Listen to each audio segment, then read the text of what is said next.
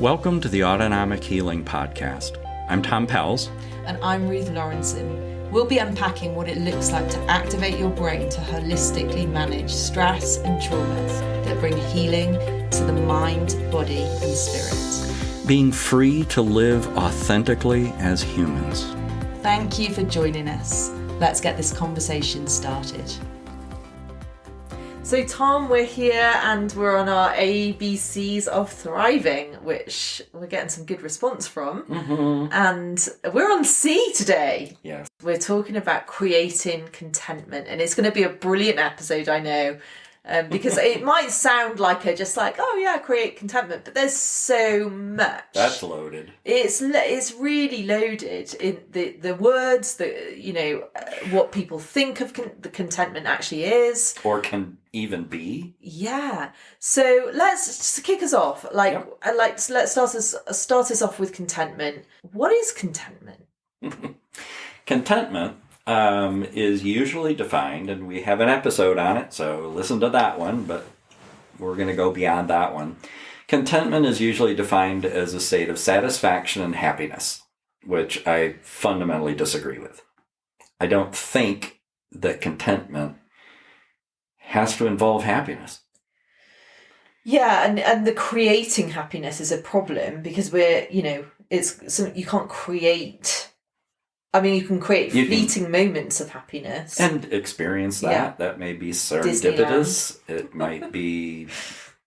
Yeah. But no. Mm-hmm. So, contentment, it's an interesting word. If you go back into the ancient Greek language, autarky is the word for contentment. Content.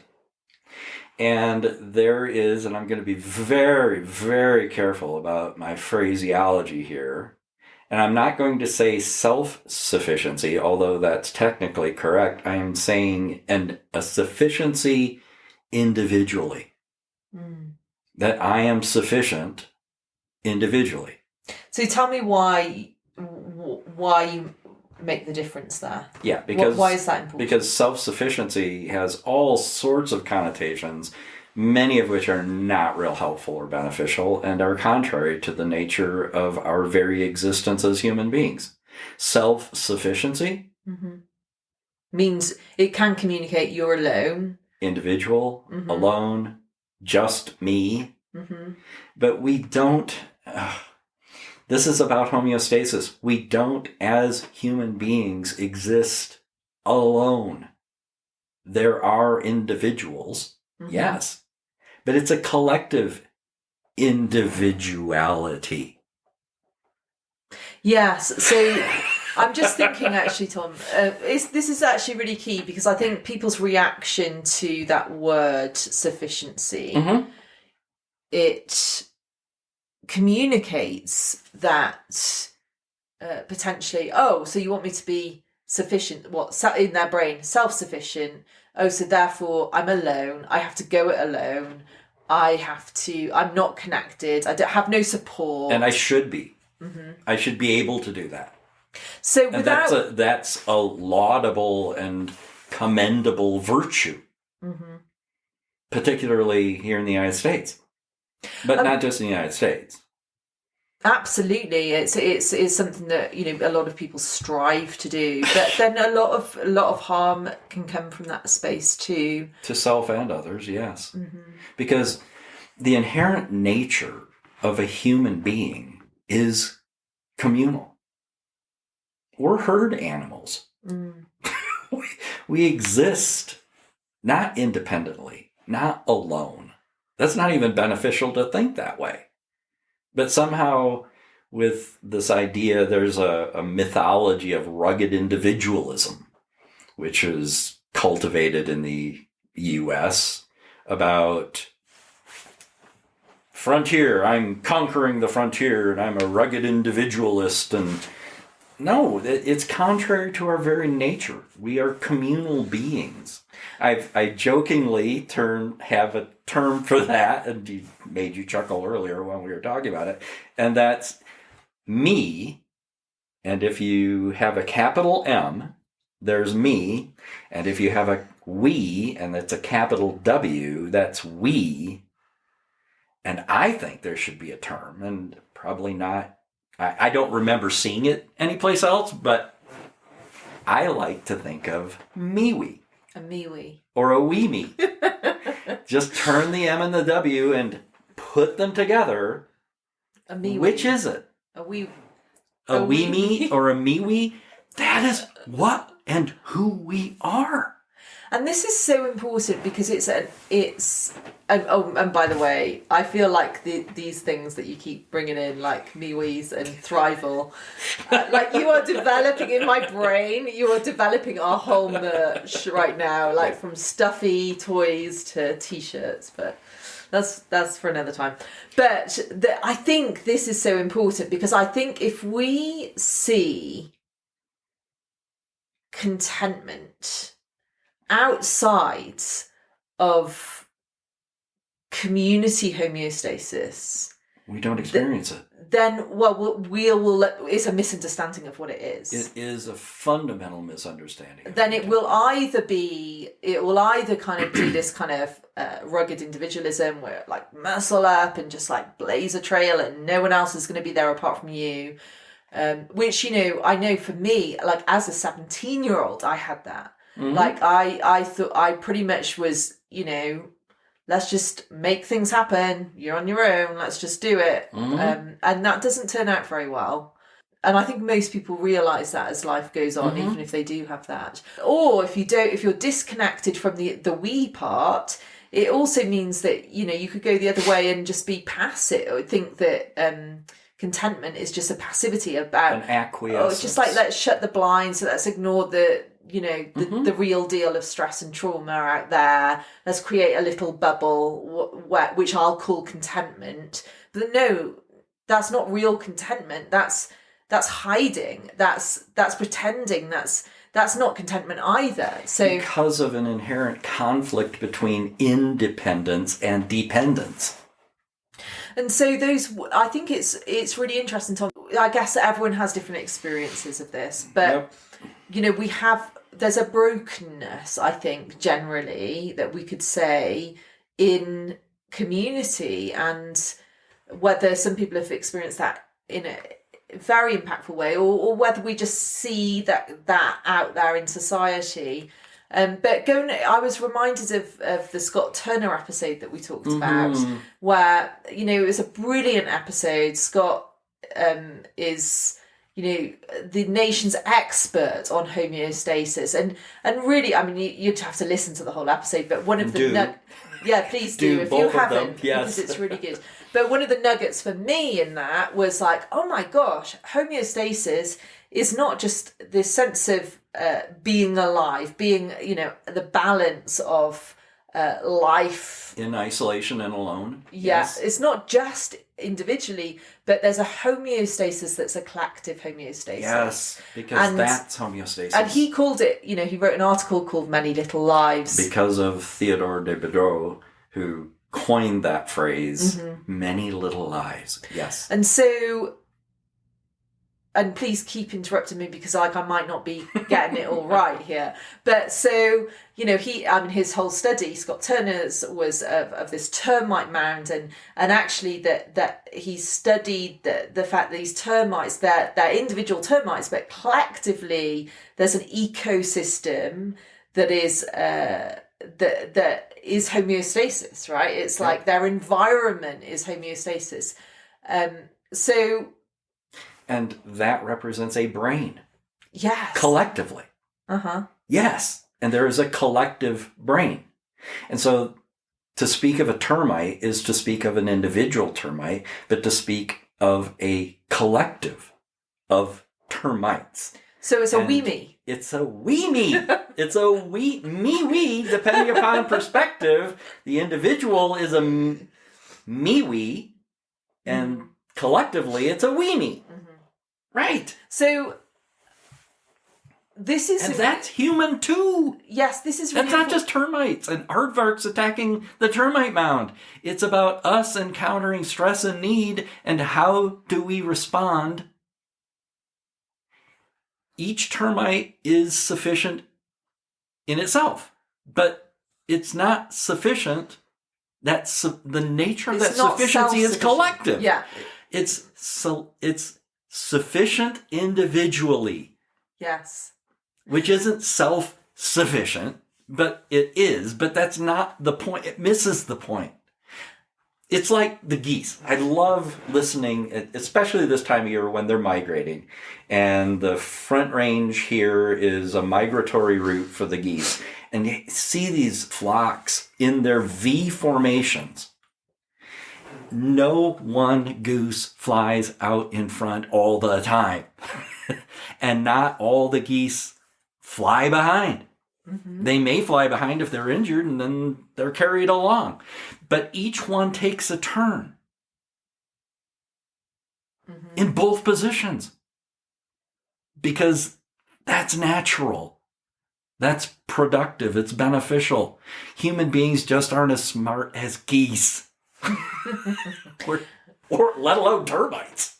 But I think the reason we're pressing this point is because it's really, we are going to find it difficult to even understand what true contentment is and not just understand it, but create contentment if we don't have an understanding of me-we. If we don't understand that we are sufficient in ourselves, but we're also sufficient with because that's the nature of being sufficient individually. That's the nature of being sufficient individually, is that is inherently a collective experience.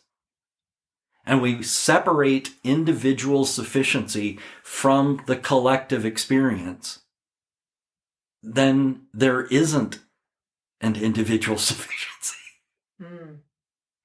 Yeah, it doesn't exist.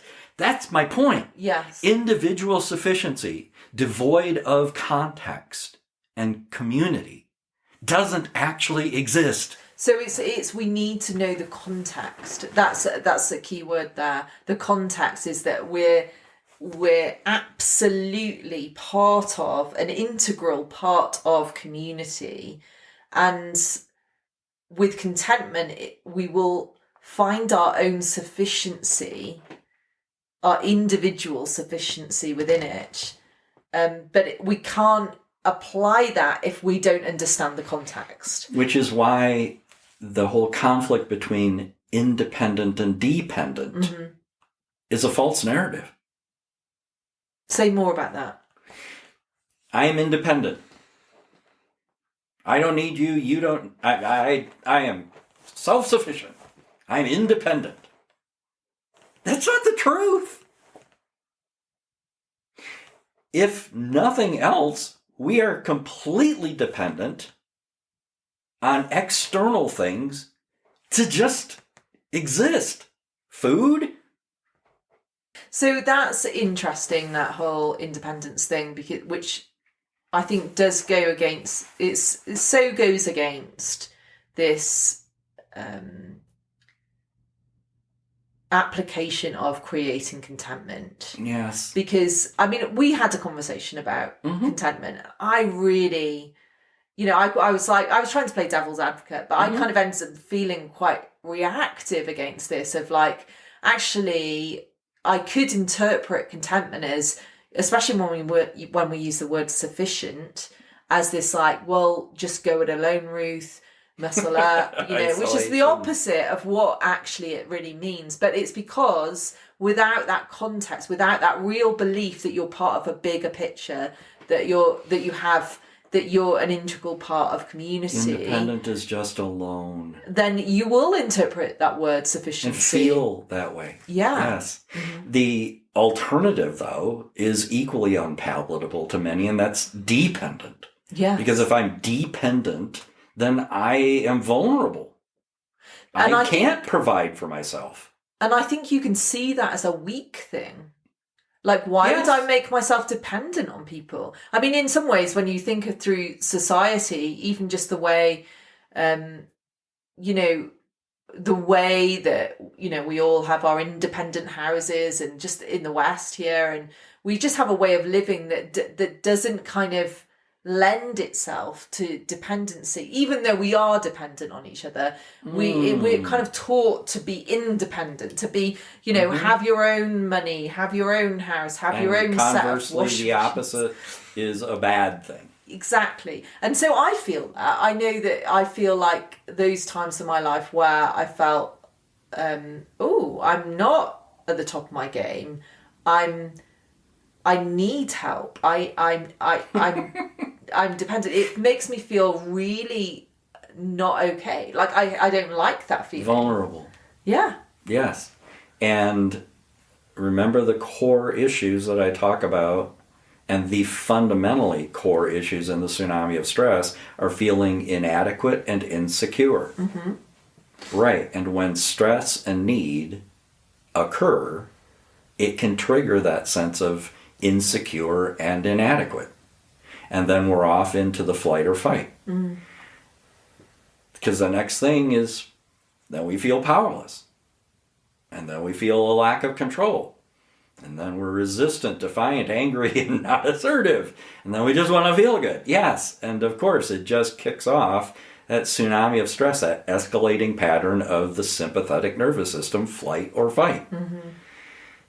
Because we harbor these illusions that we are inadequate and insecure, but collectively we may not be. Yeah. The goose that can't fly out in front all the time isn't being insecure and inadequate. It's just recognizing, I can do this for a while, and for a while I'm just going to slide back into the slipstream. Yeah.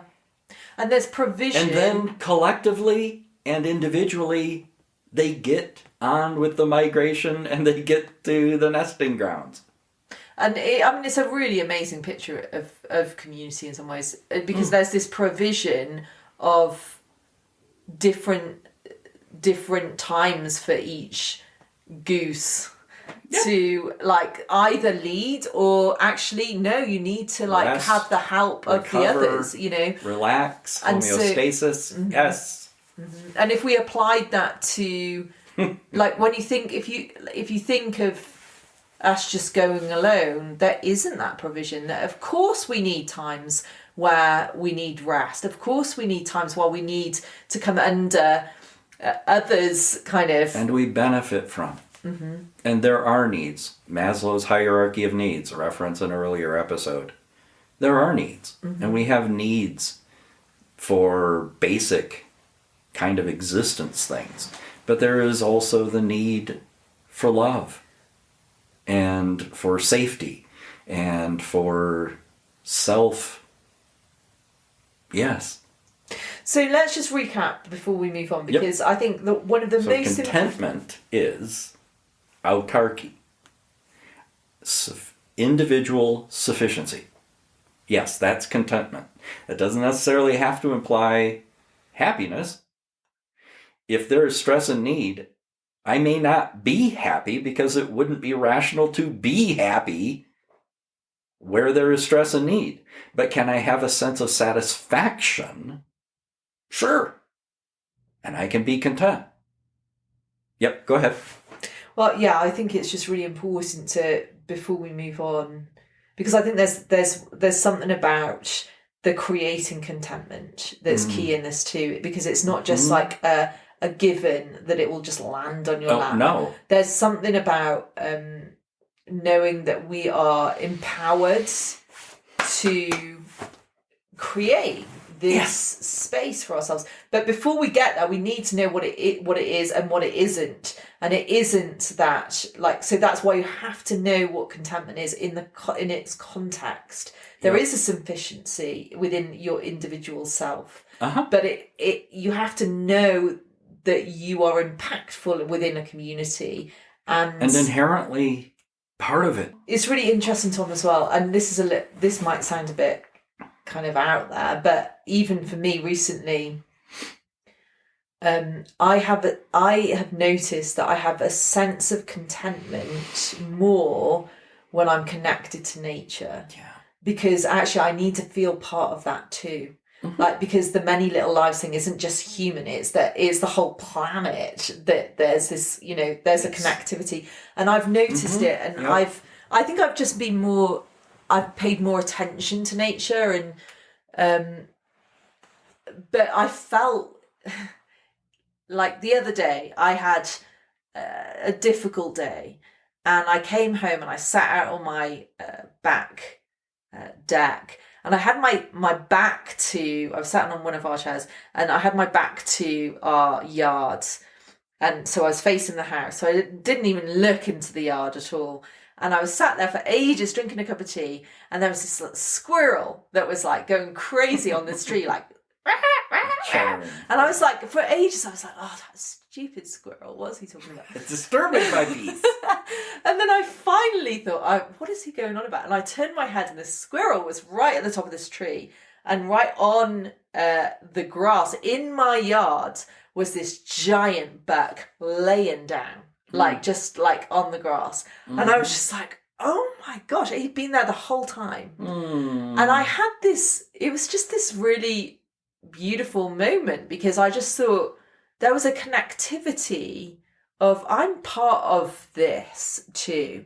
I'm not just part of, I'm not, this isn't my day is not separate and isolated from the whole planet and this world, and for this tiny little moment, as I've been sat here and reflecting and drinking my cup of tea as we do as Brits, and this buck has been with me, except sharing the experience with me. In your perception and your consciousness, it wasn't, and then when it was, you were creating contentment. And so I think, whether it's nature or other human beings, that connection to knowing that we're connected, knowing that we're not in isolation, knowing that, I think it helps us understand that our lives matter. And I think then it opens this avenue for us to choose whether we want to create contentment or not. So that's the context, that's the connection, that's the we, me. And I'll bet that when you made that connection, you had a sense of individual sufficiency. I'm okay, I can manage. Yeah, I think that there's something about, this has been something that's been occurring more recently for me, but I felt the need to connect to the environment, not just connect to something more than just to me. Self. Yeah. And it's not just like, oh, isn't that a beautiful sunset? And oh, it's more than that. It's a relational connecting. That buck was another being. Something shifted in my brain, I think, with the environment, to, instead of seeing it as separate from, to see myself as part of. And that is inherent in creating contentment. And we need to do that with humans. We get to. As well as we get to. As well as the whole of creation. So, that was a long-winded way of saying, what about this idea of creating? Because it's not just like, okay, if you understand that you're part of a bigger picture, and you're part of many little lives, but then there is contentment, which is understanding your own sufficiency within that. That's just the head knowledge, but we're talking about creating something. We're talking about in the middle, probably in the middle of stress and trauma, adversity, to be able to create contentment. Yep. So, what do you think about that? Back to as Maslow's hierarchy of needs. Be intentional about meeting those essential needs of survival. Remember, this is all in the series on thriving, not just surviving, or thrival, not just survival. And these are the ABCs. This is the language of thriving. The reason that A is accept adversity is because stress and need just is. No stress, no need is dead. And sometimes that stress and need can be to a level of adversity, a heightened level of stress and need. And we can accept that. Go back and listen to that episode. And that contributes to thriving. And then we can intentionally believe in beneficence for self and others. Go back and listen to that episode now, because they're all building on each other. These are the building blocks. These are the fundamental dynamics that if they are in place, then we are in a position to create contentment. A fundamental is perspective. When you're talking about the buck and that moment, you shifted perspective. When we were talking about me-we, it's a shifting perspective. We, just which perspective I'm seeing me and we from. But the reason that I am able to feel and do feel secure and capable isn't from being disconnected from others and the environment and the situation. It's from a connection to it. Yeah. I have agency. I am empowered. I am not passively acquiescing to the adversity, nor am I engaging in the rugged individualism of independence, and I can do this all by myself. That's not our nature. So, an inherent in creating contentment is perspective that is realistic, that is rational, that does deal with things and ourselves as beings for what we and who we actually are. And the likeness that we have to all other organisms on the planet. That then allows for problem solving that isn't just creating more problems.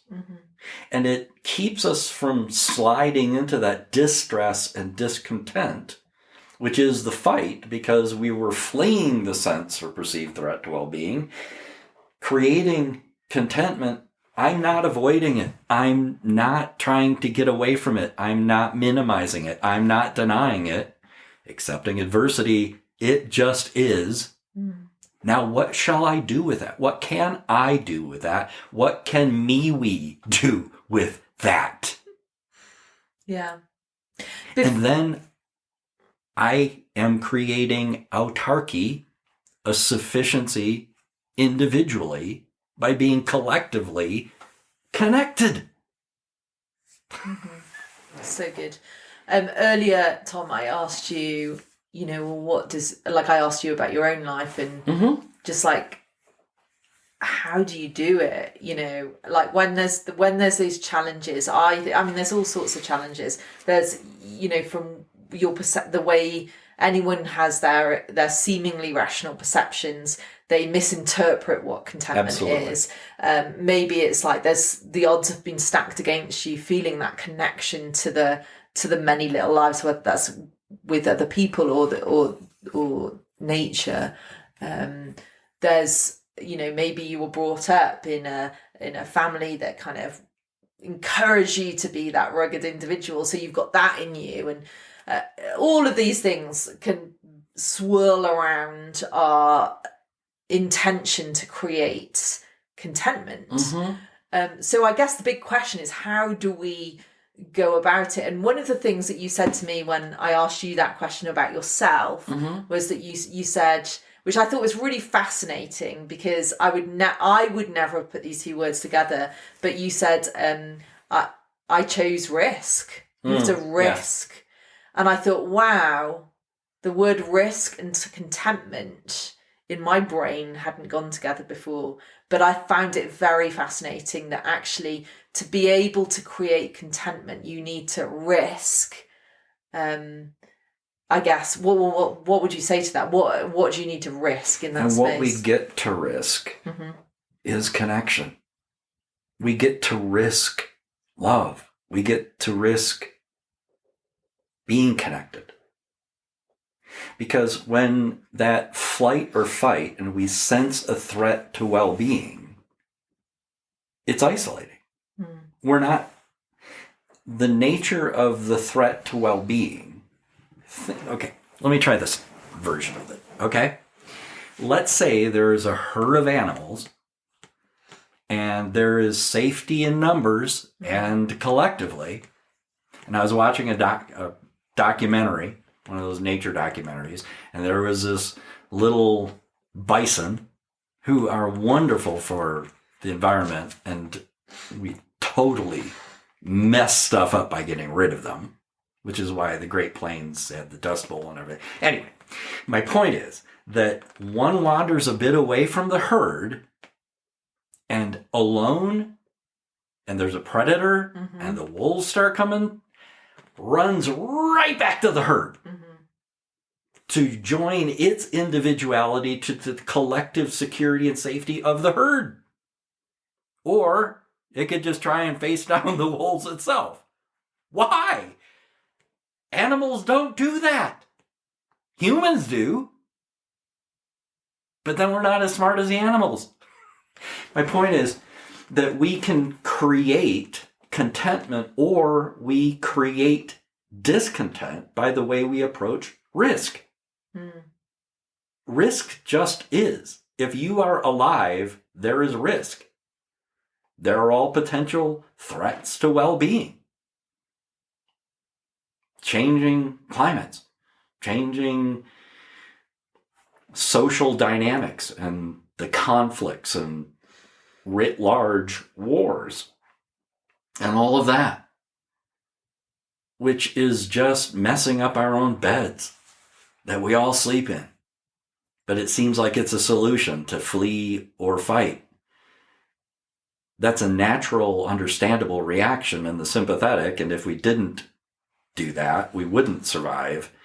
But that's not the only place. There is the sympathetic, but there is the parasympathetic. Relax, recover, rest, digest, which is enhanced by a communal experience. But that's a risk to connect to others. A risk to even believe that that's the way that's even a thing. Yeah. Right. And a risk to believe that not only, it's like that picture of the bison coming back to the herd where there is protection within the herd, but also that little bison has an impact on the herd. And when he's missing, the herd doesn't function as well. Like our trauma, our stress and trauma isn't just individual. No, it's not. It will impact the whole community, the whole ecosystem that we happen to be in. And there's safety in that too. That's by design. And the inverse of that is a risk. If we never leave the herd to venture out, the herd never moves. The herd moves because individuals are moving out, and then the herd goes with. So it can be a risk to not be dependent and not rely on that security and safety of the herd, but to feel a sense of, I am safe and secure in and of myself. I can venture out. I can be on my own. And that's a healthy risk. The point is to not be risk averse. Risk averse is, I don't want to risk. Curiously, most human beings are risk averse. It's what type of risk they're aversive to. And I just described two different types of risk. There is the risk of people who are so independent they won't risk connection. And then there's the opposite, the risk of people who are so dependent that they won't risk being independent. Yeah. Because it's not about being independent or dependent, I think. Or it's not about being a me or a we. It's about being both a me-we. Or a we-me. Yes. And I think that's it. It's not like if you only are in one camp or the other, then there'll be a distortion there and you won't be able to fully access contentment. Because it's not consistent with supporting our very nature itself. How we naturally exist in homeostasis. And it's a compromising of homeostasis. But like you said, with thriving, not just surviving, I think, honestly, Tom, I think that so many people in our world are surviving.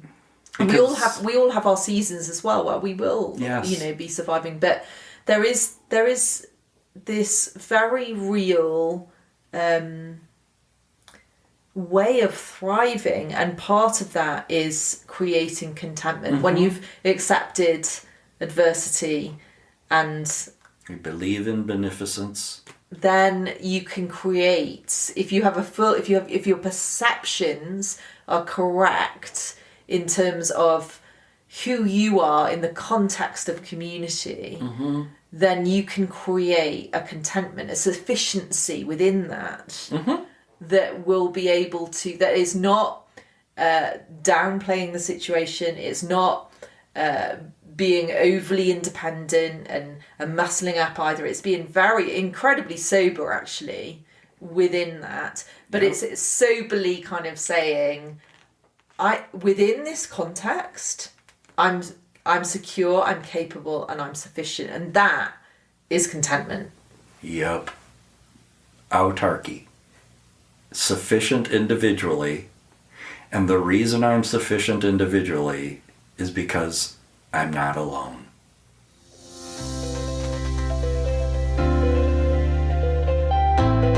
You've been listening to the Autonomic Healing Podcast. Join us next time as we continue in our conversations with Tom. If you're interested in pursuing your own autonomic healing journey and want to find a practitioner, visit our website, innerworkings.org. See you at the next episode.